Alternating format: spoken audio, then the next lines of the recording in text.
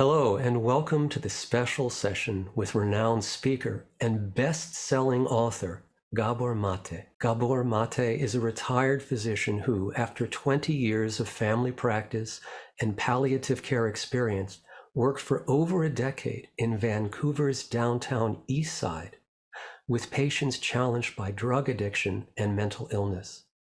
The best-selling author of 4 books published in over 25 languages, including the award-winning In the Realm of Hungry Ghosts, Close Encounters with Addiction. Gabor is an internationally renowned speaker, highly sought after for his expertise on addiction, trauma, childhood development, and the relationship of stress and illness. Gabor, it is an honor to have you join this learning community. Thank you so much for being with us and for sharing your wisdom. Well, thanks for asking me. Nice to be here. So let's start with a general high-level question. Gabor, to you, what makes a trauma a trauma? Well, really, all we need to do is to look at the meaning of the word. Trauma originates from a Greek word for wounding. So what you're asking is, what makes a wound a wound? So a wound is a disruption of normal tissue due to some kind of injury. So the psychological sense of trauma is a psychic wound. It's a wound to your psychological structure due to some kind of injury. We can talk about the kinds of injuries that people can sustain, but it's an ongoing disruption of normal tissue and normal tissue functioning. So in a psychological sense, it's an ongoing disruption of normal emotional, psychological functioning. And you experienced in your work in Vancouver with drug addicts and mental illness that trauma really was more rampant in these people's history than you had guessed beforehand, correct? Jeffrey, is far more broad than that. In my 20 years of family practice and 7 years of palliative care work, working with terminally ill people, and then in my 12 years of work with highly addicted population, I found that trauma was an underlying dynamic in virtually all chronic conditions of mind and body. Most chronic illnesses, including autoimmune diseases, cancer, all conditions that are termed mental illness, and I put that in quotation marks, and certainly addictions. So trauma was the underlying template for them all. I don't say it was the cause of them all, in the sense that causation is always complex and there's more than one factor that goes into causing something to happen, but trauma was always a factor in chronic conditions of mind and body, virtually. I mean, not exclusively. Let me put this out of the way. There are some conditions that are purely genetic, none of the mind as far as we know.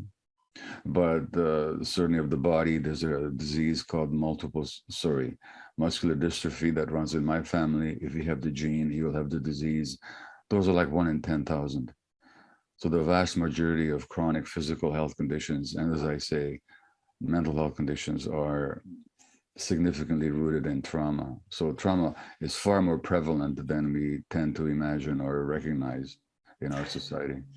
And did you find that this was also true for the patients themselves, that they themselves may not have been aware of them actually having what we might consider trauma?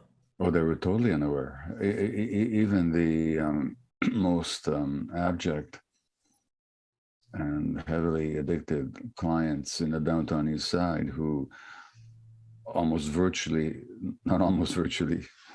all of them had been significantly traumatized in childhood. In 12 years, I did not meet a single woman in this highly addicted population who had not been sexually abused, but they had not recognized it as trauma. In fact, they often thought it was their own fault, and they certainly had not made the connection between that and their addictive patterns. Right. And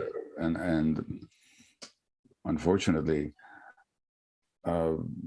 significantly, frequently, I'd been the first one to ever ask them about their childhoods, which is astonishing because they'd been seeing addiction doctors and so on, psychologists for a long time. Nobody ever asked them about their childhood. What happened to you?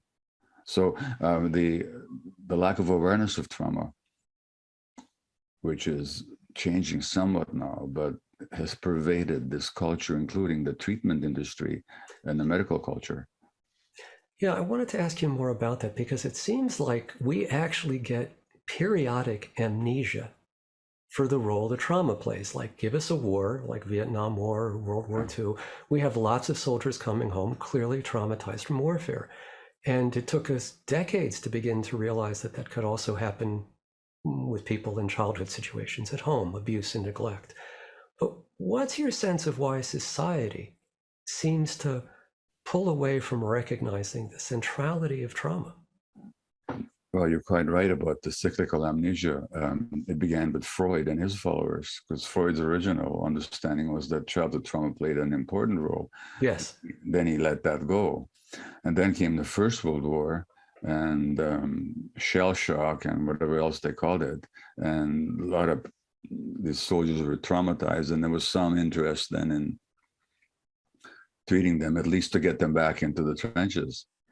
Then it was forgotten all about that. And then, as you say, the Second World War and finally the Vietnam War.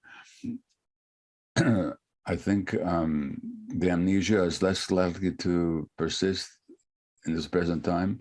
I think trauma is entering more into the awareness of many people, not enough people, and certainly not in people in authority and not in people in healthcare, not sufficiently, but it is being established. I mean, look at Bessel van der Kolk's book on trauma, New York Times bestseller for years. Bruce Perry and his work on trauma, and again, best-selling books. The success of my books, you know, the work of Stephen Porges, Peter Levine, Pat Ogden, Janina Fisher, Ruth Lanius. I could name a whole lot of others.